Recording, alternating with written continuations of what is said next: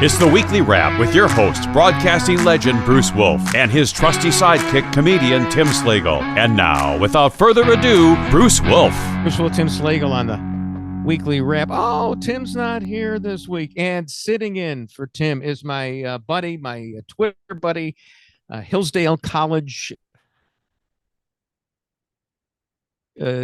radio station general manager. He knows John J. Miller personally. Is that right, Scott? You do know John J. Miller? I do. I could call him up and have him drop by right now. Oh, my goodness. That is so. I once interviewed him when I was working. You'll love this. I was working for the Cumulus station in Kansas City, substituting. All right.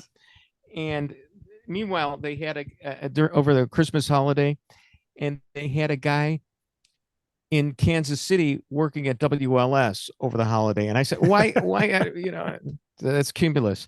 Anyway, I had him on to talk about the great books, and I loved talking about that. So, yeah, so that was great. I always had problems with the great books, though. They're great for a reason. They're not accessible to me, actually. Have you read the great books? I certainly have not read all the books that John's covered in that series. I did note this morning, I don't know if you saw this, Spotify, you can get audiobooks on Spotify now, right? Yeah. You have for a while. Spotify is adding this additional feature in which you can, in addition to listening to the book, you can actually see the book. It will show you pictures. It'll show you the book as you're listening to the book. And of course, my response is, you could just read the actual book. They exist. You could have them in your hand. You could see the words and the pictures next to each other. No, you can't read the book. I'm a testament to that you can't actually read the book. So first of all, I got to tell you, and for those of you who can't see this, Scott has one hell of a microphone right there. Are you now? Is that an AI background right now?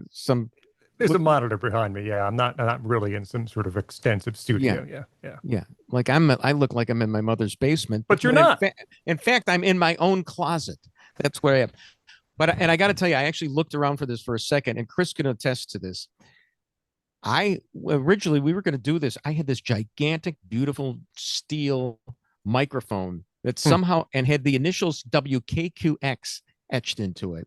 At some point, I had a KQX microphone, even though I wasn't working there. But they were part of who knows which company owned the station. Do you know who even owns them now? So I could give it back. Cumulus. Oh, it's still Cumulus. Yeah. Okay. Yeah. They want it. Come and get it if I can find it. You get a warrant and get my. But anyway, so yeah, Chris, put down on the list that we got to get one of those Scot Bertram microphones right now. So that and I assume that you use that for the podcast that you do. So you got this Political Beats podcast that you do, and with Jeff Behar of National Review, a lawyer, Chicago lawyer, and then the 50 years of SNL, right? Yep. So, I have. Well, yeah. I'm involved with a lot of little known fact. 12% of the world's podcasts are hosted by me. I was thinking about it. Well, I got to tell you. You might be in the top 3 million with this podcast. Tim and I talk about that from time to time, and yeah. So I mean, that's cool though that you do that. So you're really quite eclectic. Just stay away from my turf, which is golf. Okay, and I assume you don't have time for that, right? Guaranteed no golf. Okay. Guaranteed no golf. And Tim and I have got a little niche. Every other week or so, we have what's tantamount to a Civil War roundtable discussion on the 2020 election, which, by the way, could come up today because, and I don't want to put Chris on the spot because it'll be maybe 2 against 1, but if we talk about mail-in voting, which reared its ugly head again. But all right, let's get to something here. And again, just say, Bruce, I pass, not interested. I'll go to the next one. Like we're doing Family Feud, which, by the way, interesting thing about Family Feud. So all the Cracker Barrel good tweets are gone by now. We're too late to the party, even though we're taping this on the day that it broke, basically. Christopher Scalia. Yes. I just love reading. So did you see his tweet about Cracker Barrel? Wonderful tweet. It Chris was is a really guy who's good. also has many layers. Chris knows a lot about a lot. Yeah, I mean, really, he's really good.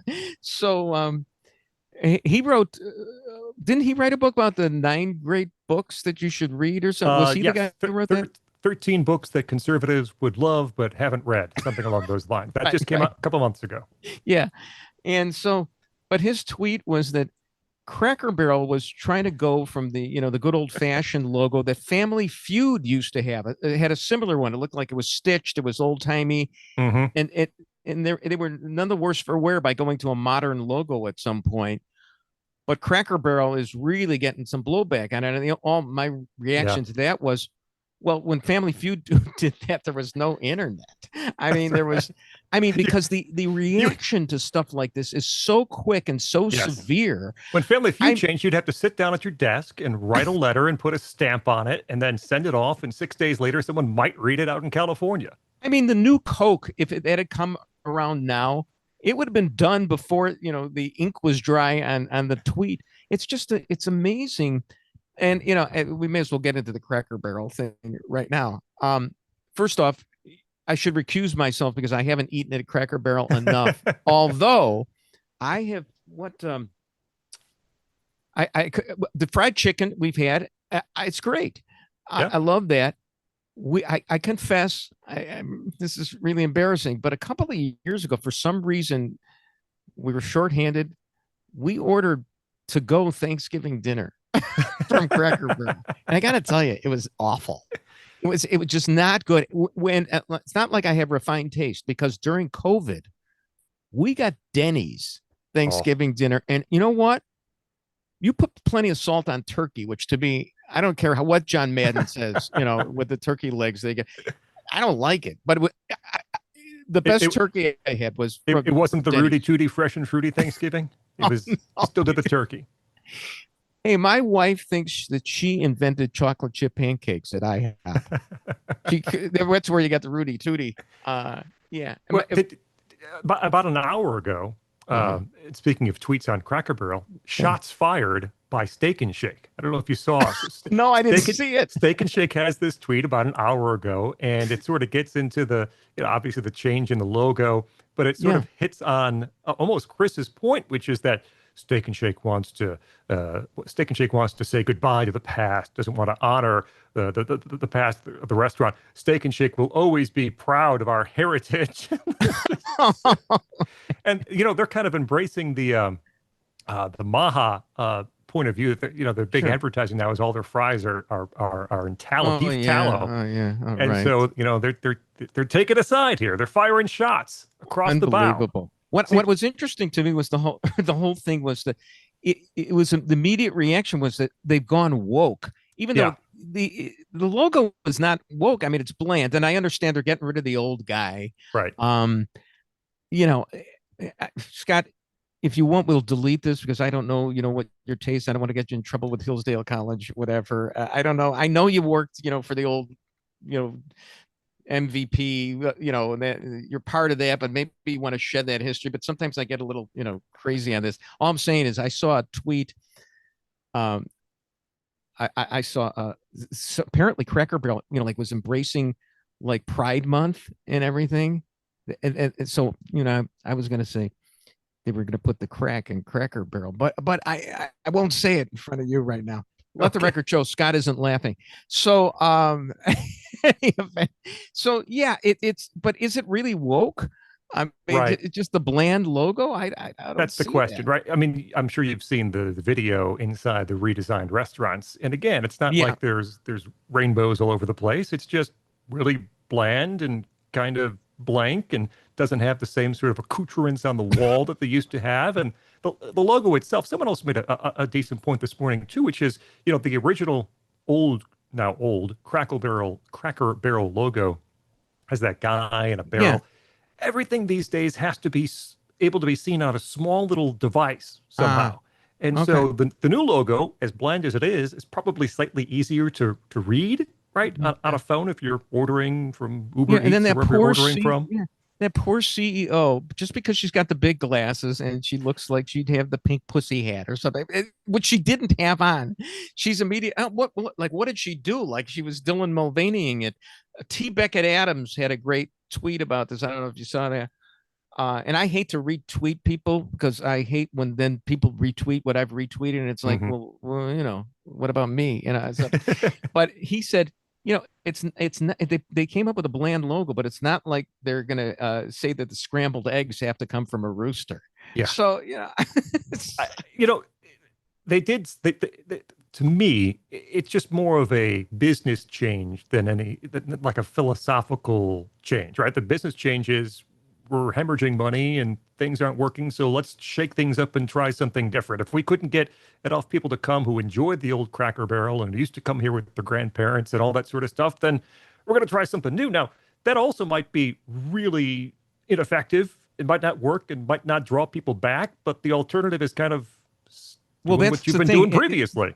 The assumption made by the alt-right here was that they've wrecked a great brand. Well, probably though the business wasn't doing all that well. It's kind of like ESPN when they went woke, and the whole thing was, oh, go woke, go broke. No, they were going broke before they went woke because people were cable cutting. And, so.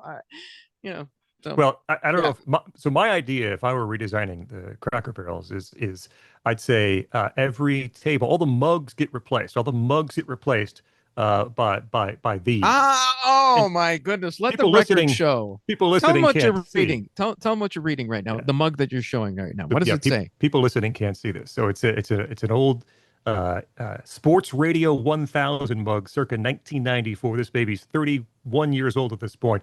It says "Bad Sports." Steve Dahl, Bruce Wolf, mornings. So if Cracker Barrel had these on every table. Did you dig that out, or do you actually use that mug, Scott? It's behind me in my office every single day. So I have many mugs, and I occasionally use this one. It was not among the mugs that you have, what in the pantheon of mugs? Because I'm never going to be like in the Carol Marine Silver Circle jerk, or anything like that. But if I'm on Scot Bertram's shelf, with whom? Who else am I with? Well, with me, I mean, I have the mug that they made for my show when I was stationed in Rockford. So my mug's up there. I've got a mug that I think your last guest host, Mike North, gave me. So fantastic. When I was I was pre-high school. I was probably 13 years old. I wrote a letter to Mike North in the early days of the Score and said, I want to be on the radio. Can I come by and get a tour of the Score studios? This is when they were still up on Belmont. Yeah. And Mike North called me, left a message on the answering machine while I was at my Little League game. I get home, my parents get home first. They hear the message, and they're like, Scott, what is this? What did you do? I didn't tell him I wrote the letter. And so Mike North gave me it's actually a Score mug that he grabbed off a salesperson's desk and threw out the coffee and gave me someone's mug. So that's over there. All right, here's what I want. We got to go to a break right now, but I want to say, okay, it's fine. I don't mind. I love being on with Mike North in the Mount Rushmore of your shelf. But try and throw a Christopher Scalia one up there so we can, up the prestige. Bruce Wolf and Scot Bertram in for Tim Slagle on the Weekly Wrap.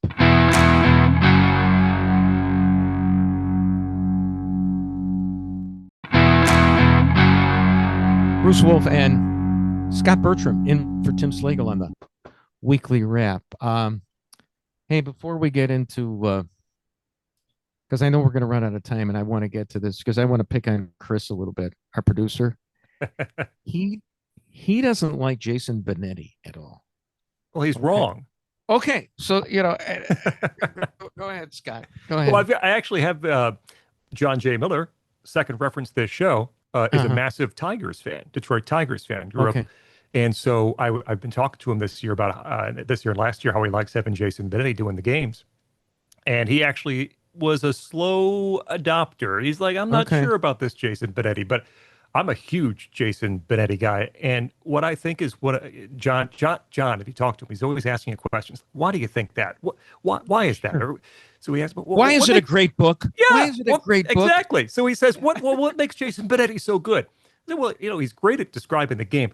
I think his greatest attribute, because he works with all sorts of people when he's on Fox, when he's doing local games, regional games, through his career. He's better than almost anyone that I know at making his partner sound good. He's better than anyone I know at sort of drawing out the best making his analyst or making his partner sound as good as that person possibly can. I think that's Jason Benetti's sort of secret skill that he brings to the broadcast booth. All right, Chris Harris, our producer, you insolent slut. Your response to that? Horrible. His references are from the 60s, and he's only 30-something years old. Not funny. And he's actually decent at football because he doesn't have to kill all that downtime. He's just calling the game. But his stories are so bland and boring. And Detroit is turning on him right now. Yes. On Twitter. I've seen those stories. Oh, really? Are yes. they? Yes. Oh. Yeah. Why? We can't go into Jason. It's the same thing that I just said, Bruce. They're like, well, actually, that's a pretty good response. Look, and I'm glad because I hate the guy because first of all, he's got the voice of God. Like he's like John Facenda's, grandson or something. I mean, just a beautiful set of pipes, just wonderful. And you know why he has all these references? And I just imagined this. I'm thinking, because he had, the disability that when he was a little kid, he just sat there and watched tons and tons of 1960s reruns because he knows about trivia that I know about. But I saw that, I was glued in front of the TV, when I was a kid, they were first run, but that's the only way he knows that because it's unbelievable. You're right about that, Chris, and you don't like that because Chris, you're younger, but he can appeal to, like yes. an elder statesman like me or Mike North, I'm thinking, or even a Scalia, maybe, but I loved Hawk telling stories about players from the 60s that I never watched. I love Hawk was just a great broadcaster in that. You love a good Gino Petrocelli story, don't you? Rico Petrocelli. That's Go right. to number 6. Oh, Scott, we're going to have to dock you one. Take it out of my pay. No, the thing about Hawk that bothered me was, it was always Yaz this, Yaz that. It's because Hawk was such a young punk talking about Yaz. Yaz is like 67, 68. I'm thinking Bill Monbouquet from 1962, who no-hit the White Sox. Al Smith got a walk with 2 outs in the bottom of the third. That's the old Red Sox talk I want. Not Hawk, that young punk. Anyway, all right. We got to get some political stuff in here. Oh, you know why I wanted to mention Benetti? This was my sneaky way. Because, as forthright and as honest and as intrepid a broadcaster as he was, my sources tell me, and I can bring this in because you mentioned Steve Dahl before. Mm-hmm. So they had the 40th anniversary of Disco Demolition. This is like 6 years ago. And Steve Dahl actually came to the park and actually brought, I think, like 400 people with him, which is amazing. I mean, what kind of, that's like Lee Elias, 15% showing up. That was half the crowd that night. Well, I mean, so he brings all these people and he gets to throw out a first pitch. But I think this is what happened. But because at that point there was still backlash about the disco demolition thing being anti-gay, that Benetti and Steve Stone didn't show his first pitch. They showed some other guy's first pitch, some polka queen or whatever. Didn't mention him. Didn't mention that he was in the park. I mean, that was the White Sox compromise, the way they caved, like the way Steve Schill caves the Northwestern president, if we want to get in on little Fitzgerald talk. What a slide. So you tweeted today when this Fitzgerald stuff came out, you said, well, tell us what, I don't want to put your word. You are a guest for a reason, so you can use your own voice, that great mic that you have. The settlement was announced today as we record, and Fitzgerald said in his statement, essentially, I knew I didn't do anything wrong, and there was tons of discovery, and no one saw that I did anything wrong, and there's no proof that I knew, and there's no proof that, so he puts that out. And the university has a follow-up that essentially says the same thing. Like, we looked really hard, and we couldn't find any evidence that he knew that the hazing was happening at Northwestern, and and he didn't direct it to happen, didn't know it was happening. They even said in the release, like, he was really sad when he found out it was happening. He was like, this is going to have a bad effect on our program here. And so what I said was, well, why exactly did you fire him then? Like, under what auspice a couple of years ago. Now, I know there's the old NCAA term, which is, a lack of control over the program. Right. Things are, maybe he should have known all those things were happening. Maybe that's the reason. But to come out today and say, well, we couldn't really find anything that said that he knew is not exculpatory, certainly, but it is likely to get him another job somewhere. Yeah, it's hard to argue with what you say, but I still want to call you an insolent slut. The reason I want to do that is that because Clay Travis essentially said the same thing, and I hate Clay Travis. And why do I hate Clay Travis? Because he's wildly successful, and and he's got the conservative. So and Chris just put the tweet up on the screen. He said Northwestern admitted that he did nothing wrong, and he didn't. They didn't admit that. Right Now. And they said that we couldn't find anything. Well, no, we they right? could have said something like, the buck stops here, and you knew or should have known. Right. Now, whether that's grounds, Mark Potash tweeted institutional control, and he says that's not grounds for firing. And I'm thinking, I didn't know Mark Potash was a lawyer. I mean, maybe he's right, but I think that, look, obviously they settled, okay, and I have to recuse myself from this whole thing because I actually work for a law firm that represented some of the students, the ex-football players, and not that I know anything about the case because I'm like the 25th lawyer at a 24 lawyer law firm right now, but yeah. Well, it was surprising at the time because if there were any person you think would have a lifetime pass at a school, it would be Pat Fitzgerald at Northwestern. He played there, was a superstar linebacker, comes back, coaches the team. Kids do well, kids graduate, team is competitive. It seemed like every other year, down year, up year, down. But for Northwestern, doing pretty well. You think he would have, perhaps, now I don't want to relitigate something that happened, years ago with the firing, but you think he would have earned a benefit of the doubt or a more stringent investigation where you would get to a point where Northwestern said, hey, we did look and we can't find any reason, and maybe he lost some control and we're going to suspend him for 2 games for loss of control. Well, that's what they originally did, and then they changed it. Right, Look, very quickly. Yep. I have to recuse myself for another reason, and that is, I'm first of all, I'm a Medill alum, of course, and Schill made that deal with the terrorist sympathizers when I won't even, as much as I like Dave Ennett, I don't care. I call it that I say my alma mater is University of Qatar Evanston. So so anyway, all right, we got to talk about give me the big political thing that you're thinking about right now.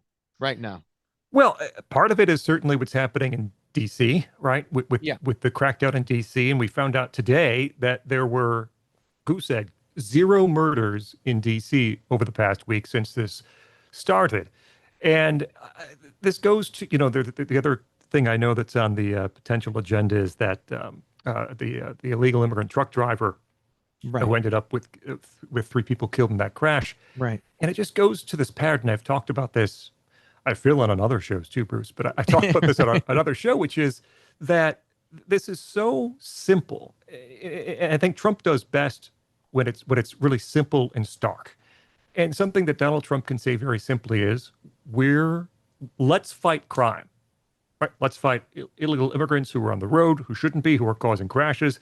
Let's fight carjackings in Washington, D.C. and murder. Let's fight crime.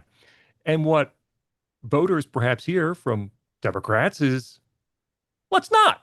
And it can be that stark that people hear the messaging of President Trump saying, let's fight crime. And the opposing side says, well, let's not. Let's make sure that illegal immigrants have a sanctuary city. And let's make Trump pay $500 million for a baloney lawfare case. Bruce Wolf and Scot Bertram in for Tim Slagle on the Weekly Wrap.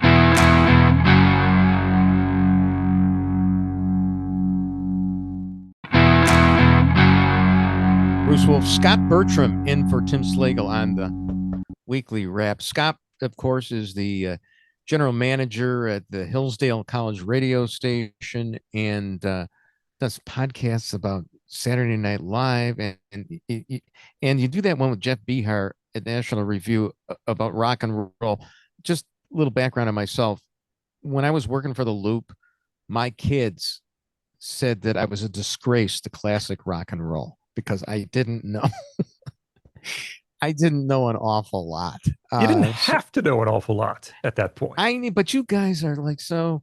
But you also say you don't. You also say you don't know a lot about sports, and we know that's not true. I don't, and that of course. Speaking to Mike North before, that they were originally going to pretty much build the score around me, and I backed out of the deal. Yeah. Danny Lee of blessed memory. I sat in his office, had the big phone, black phone, and he said, I was backing out, and he picks up the phone and he says, all you have to do is ask people what they thought of the game last night, and then to hang up. It's like, didn't think it was anything. By the way, on the record, it can now be known. I was at ESPN with Mac Yurko and Harry. I think it was just before the Salisbury and Rosenblum debacle debuted. And they were sort of polling the workers there, like what should we do middays? What would work if we could have one show that would work? What would it be? My suggestion, which was not taken, was a Bruce Wolf, Corey McFerrin show that perhaps would be nice in the midday, but they did not go that direction. And it's interesting that you would suggest it because you do know that Corey and I, first of all, we shared the same hairpiece. Well, we were both on a channel 32 at the same time, and I'd wear it in the morning, and Corey would wear it in the afternoon, in the evening, and also when he would go out and do these stories all the time. I mean, and I didn't want to go anywhere. So, but the great thing is that he would do all of his interviews in what's called a 2-shot, where you'd see the back of his head and shoulders, and then you'd see Frank Thomas maybe peeking out over Corey's.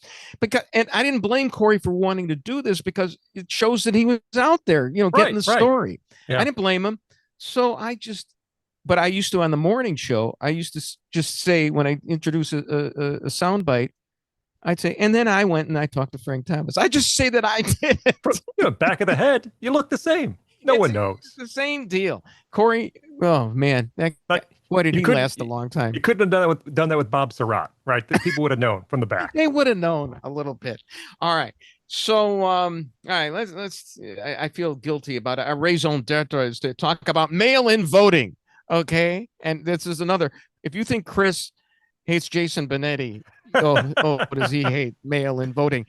Look, to quote Jonah Goldberg. Chris, I can see Chris's eyes in his head, raised up in his head right now.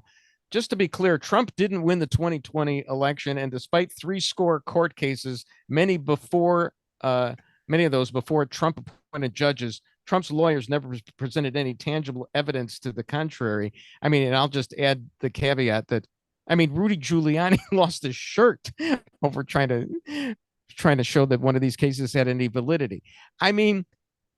Yet I know perfectly sane people. I work with a couple of them. I've got golfing buddies. They still think that the election was rigged. We have our Civil War roundtable on the discussion. So mail-in voting is, Rich Lowry has a piece in today in National Review about, yesterday, I think. It's here to stay, and the Republicans actually took advantage of it. Mm-hmm. The main advantage of having it is that, your workers don't have to work right up to election day to get the stalwarts out, right. And they can work on getting the fringe voters. But What say you, Scot Bertram, about mail-in voting? I think you can have a separate discussion that doesn't even have to include the 2020 election, to talk about mail-in voting. Mark Hemingway and Molly Hemingway, who are husband and wife, as you might know, both have done a lot of work on elections over the years. Mark specifically on mail-in voting and mail-in fraud. And what you will understand if you look is, of all the ways that if you were going to cheat in an election, mail-in fraud is by far would be the easiest to commit, right? There are many different ways to sort of penetrate the security of those mail-in ballots. And so, yes, to your point, Republicans had to play by the rules as they were in 2024 and did it well. And I think learned that lesson from 20 and 22, and that this is the way the elections are set. We have to play by the rules as they are. Let's get after it. Let's make sure people are placing those ballots or mailing the ballots early, casting their votes early. And as you said, we can work on stragglers toward Election Day. It doesn't mean that perhaps shouldn't be an additional effort. Now, I don't know. Probably this is not the best way to go about it through whatever, this Trump executive order or whatever he's talking about, right? Sure. But if there were going to be an effort, even at this point moving forward, to say this is not the most secure way to conduct our elections, it's a totally valid argument, discussion to have. But until that happens, if you want to win, you got to play by the rules as they are. So in 2026, and if it happens in 2028, Republicans still have to get those ballots cast, because in a way these days, it's not about voting for a candidate. It's just about casting that ballot.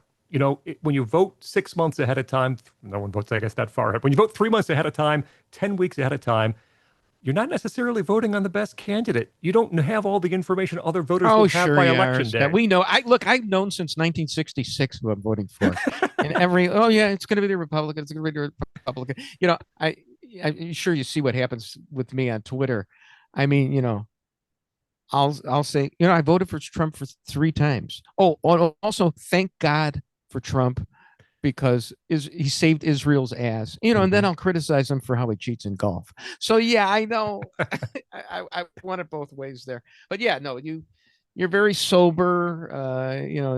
It's a realistic view that you have. It's not if you were going to cheat, it would be that way. I don't think Dinesh D'Souza, proved anything with the 20,000 mules. So, but anyway, I think the courts also ruled that was the case, that he didn't prove anything.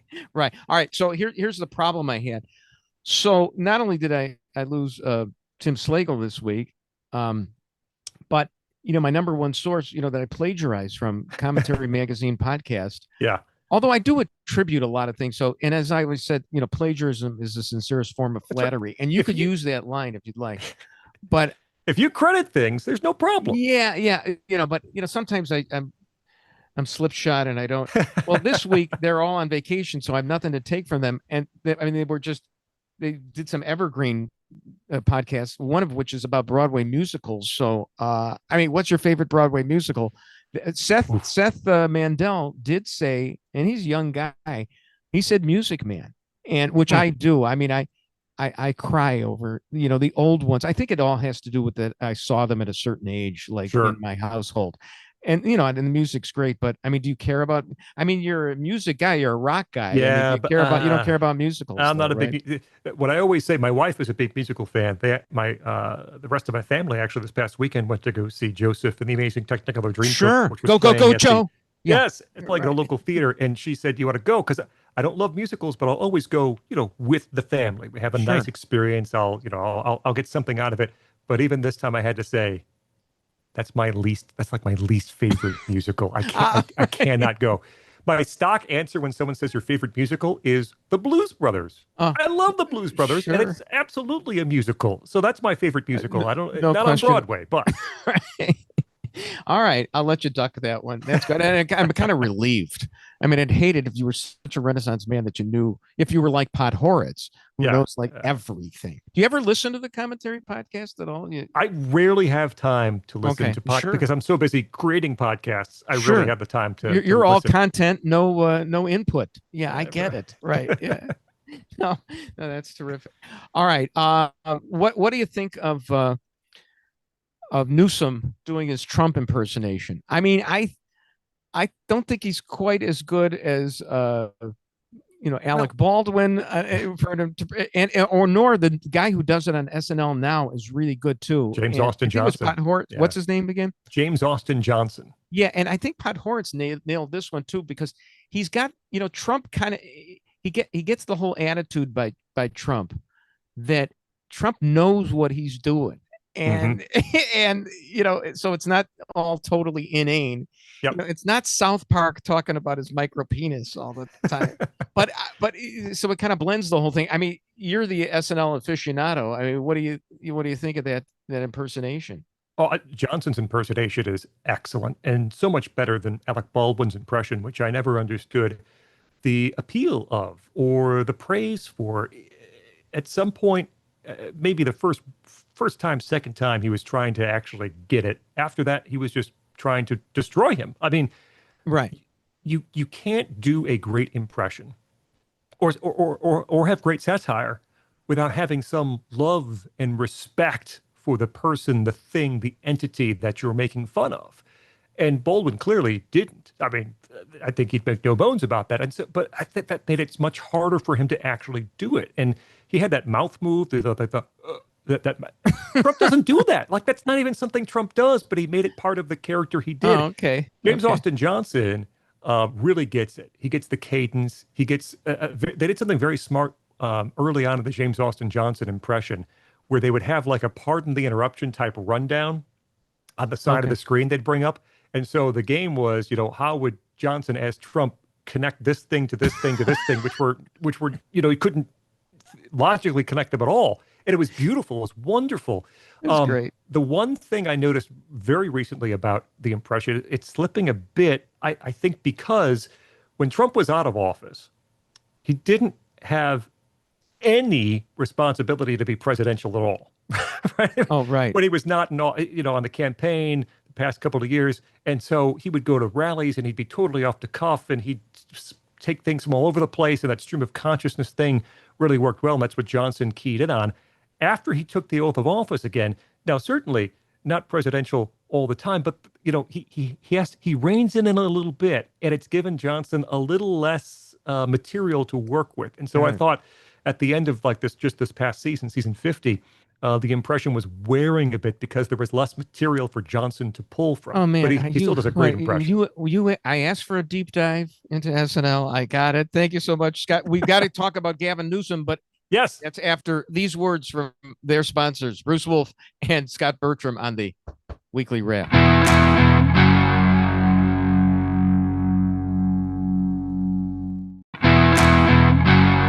Bruce Wolf, Scot Bertram on the Weekly Wrap, in for Tim Slagle. So, okay, we talked enough about the SNL impersonation. What about Gavin Newsom's impersonation of Trump's style? My own view was, okay, he made all the caps. I don't think Trump is that great either. Although I can't help laughing at. Thank you for your attention to this matter. Yes. We just bombed Saturn. Thank you for your attention to this matter. But I don't think. It's kind of inane. It is. But I think, and look, if it works, it's fine. But if it fires up the Democrats somehow and gets, as we're seeing, registration is way down for Democrats. They're lost. You had Molly Jong Fast, yes, Erica Young's daughter. I remember reading. I actually read the.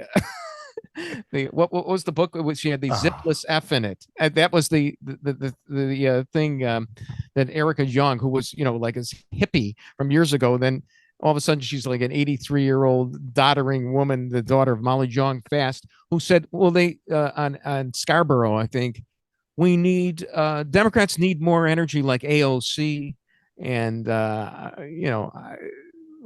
just all the people that and Mamdani. All the people that are going to alienate the rest of the country. Yes.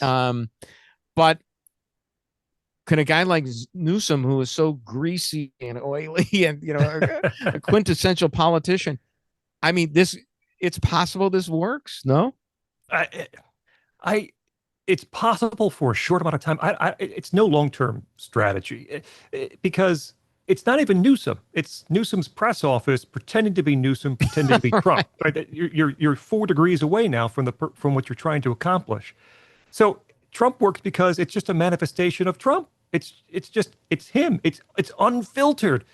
This is not Newsom unfiltered. It's Newsom that's interesting because I didn't even know that it was the press office. That's doing that. So the whole idea would be Newsom's actually sitting there at 3:00 in the morning, not eating, a McDonald's cheeseburger. He's at the French Laundry. Okay. And everybody else is in masks. I get that. That's Newsom. But if he's not doing it himself. There's a little bit of disconnect. Some of its luster. Yeah. But as far as, everything they try is, fails. But the thing is, I'm going to not take your advice here. I can't remember who wrote this week, but it's something that I've talked about in the past too, which is that Democrats it might have been Noah Rothman. Democrats have forgotten how to do politics for two reasons. One is they're so sheltered by the lack of media scrutiny that they don't know how to answer tough questions. They don't know how to talk their way out of problems. They don't know how to really even present themselves as acceptable to voters who don't have their minds made up. Another reason, which is connected to that, is because they truly believed for years and years that demographics is destiny line, that they didn't have to work, they didn't have to have popular policies. The minority populations were growing, Latinos were growing, the numbers were growing in the country. They were always going to be Democrats from now until the end of time. Didn't have to earn their vote. You didn't have to have policies that helped them. They were just going to vote Democrat forever. And now, 2024 election, and that New York Times piece this week that shows the registration numbers down in 25 states across the country, and every single one of them for Democrats, they don't know what to do. They don't know how to do this. They don't know how to craft policies and then sell them to the public that actually will help and improve their lives. And so what they have to say almost is, no. The policies are fine. The policies are great. It's just we don't have a sexy spokesperson for them. We need AOC. We need Mamdani. We need, as you said, the slick back governor of California to sell the unpopular policies. But they're wrong on both counts. No one would in their right mind say that Donald Trump is a sexy, slick back politician, right? Mm. He is just a guy who is blunt. He's a guy who people believe is telling the truth at all times, that doesn't have a filter. That's why he's been successful. It's not been because he's taken these policies that were unpopular and unsuccessful, and he was able to put a nice coat of wax on them and sell them to the public. Democrats have forgotten how to do politics, and until they learn, they're going to be in big trouble. Well, that's good. I always think in speaking of, the Democrats having to apologize for some of the things that they stood for. Clay Travis had the tweet on the New York Times editorial this past weekend saying the COVID shutdown and the defund the police efforts were mistakes. I mean, can you imagine 4 or 5 years ago, them admitting that this was a bunch of garbage? And I'm wondering, well, how do I get reparations? And I was thinking from the New York Times, and I would like to get a free year at least of the crossword puzzles with the mini and the regular, Wordle, connections, strands, and the spelling bee. I mean, that's the least. How about reparations for the landed gentry, like for those who were harmed? And I don't know. I didn't read that editorial specifically, but I know in the past year or so, you've seen similar ones apologizing for the school shut down and having schools shut down for so long. And I remember, Bruce, at that time, like very, very early on, I turned to my wife and I said, and the biggest mistake that we're going to make through this entire thing is shutting the schools down. Like the biggest mistake we could possibly make is taking children out of schools, not allowing them to learn, not allowing them the ability to be social with each other. That was going to be a huge mistake. And it turned out it was. And now people realize it. And as I think Brandy Weingarten, if I'm not mistaken, recently has said she's like tried to shirk off any responsibility for it. I didn't want that. What are you talking about? Well, not even that. She's not even said that we didn't want that. She's saying that the unions were the loudest voices in favor of reopening the schools as soon as possible. What planet are you talking about? Ridiculous. This is Emperor's New Clothes stuff. Oh my goodness. Well, all right. What else we got here? You got anything you want to? New James Bond. Helen Mirren says. So, we haven't gotten this far away. I mean, we start with Cracker Barrel and everything like that, and how the Democrats are so blind to what America is all about. But I mean, there was actually consideration for a female James Bond. I mean, and Helen Mirren actually had to say it should be a man. You cannot have a woman. It just doesn't work. Yeah, I'd say, yeah, it doesn't work unless the femme fatale is named Penis Galore. I just don't see it.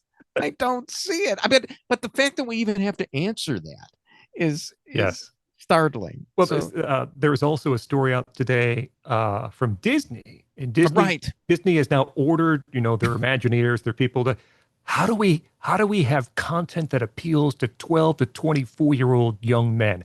How do we get young men interested in our stuff again? They've got the intellectual property of Star Wars and the intellectual property of Marvel, right? Marvel, Yeah. yes, which are the most slam dunk 12 to 24-year-old appealing things in the history of entertainment, and somehow they took those and bastardized them to the extent that they no longer appeal to the core demographic who should love them. Now you got to go back and try to reimagine, think about new things. They had it and they lost it. Well, it's interesting that you mentioned that because Disney. You think that they wouldn't be so dumb? Did you see Seth Rogen's satire studio? Did you see that at all? No. It was about it's pretty good. I mean, it's just he's the head of a studio, and it's where I want to say it was it on Apple or Hulu? I can't even remember. We just watched it, and they just lampoon everything about Hollywood.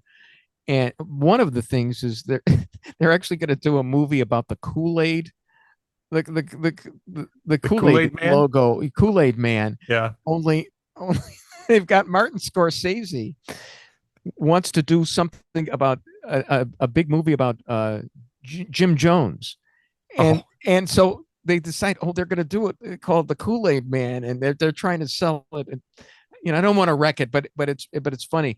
But one of the episodes is about how they get tied up in knots in trying to cast this movie, because if they have a black guy play it, they're saying, "Oh no," and then you got to have why can't he have a white wife? And it's just absolutely impossible. How the liberals, and when we don't have to worry about that stuff, we're free. We're free to do stuff like say that. Dan Bernstein has a podcast that's going to be starting on August 25th. Yes. What do you think? You think it's going to, any chance? Well, certainly. I mean, a guy who's been in the market for, 30 plus years has a built-in audience who's going to want to hear him. Now, the question is, how old is that audience? Are they podcast adopters? Do they know how to subscribe to a podcast feed? Data would show us, Bruce, that more and more older Americans are becoming podcast listeners, but is it going to happen fast enough to support something like Dan? Good, bad, otherwise, he is a guy who has a reputation, well known in the market, and he's a guy that virtually everybody has an opinion on. And you can't say that about a lot of the newer hosts, not just in Chicago, that may be the but problem anywhere. with the score now, that it's not necessarily polarizing. It's a little now. anonymous, right? It's they're kind of nice. Well, me, I would just rip them constantly for the hypocrisy because they didn't have a woman. That's right. Host. Even the Marines were looking for a few good men, before the end of the last century. Anyway, hey, thank you so much for joining us, Scott. Appreciate it. I'll see you on Twitter. And just don't forget to put my mug up there next to Scalia. Not north, move it down a little bit, but I got to be next to Scalia. Okay, I'll put it. My pleasure, Bruce. Thank you. Thanks so much. Bruce Wolf, Scot Bertram in for Tim Slagle on the Weekly Wrap. And that's the Weekly Wrap on radio and television. Follow Bruce at Bruce Wolf Shy on Twitter and Tim at timslagle.com. The Weekly Wrap with Bruce Wolf, a CP Pods production.